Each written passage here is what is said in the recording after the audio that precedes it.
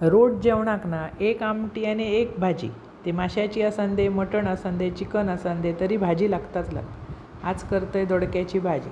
एक कढई घेतले, त्याच्यात घातलंय तेल, फोडणीक घातलंय मोहरी, बारीक चिरून कांदो, उभी चिरून मिरची, वरसून घातलंय हळद, सगळा व्यवस्थित परतून घ्यायचा। नंतर दोडके आणून स्वच्छ धुवून तासून चिरून घेतलं। ही गावठी दोडकी, बाजारात सध्या गावठी भाजी भरपूर असते। आणि आत तूर डाळ घातलंय, चण्याची डाळ भिजत घालूक विसरलंय, नंतर ती कचकचीत रावता, शिजणार नाही। आणि तूर डाळ घातलास ना ती वाफेर त्या पाण्यावर पटकन शिजून येता। चवीपुरता मीठ आणि किंचितशी साखर घाला, अप्रतिम चव येता। अशी भाजी करून बघा। बरीच जण विचारतात, उभी मिरची तुम्ही घालतास कित्याक?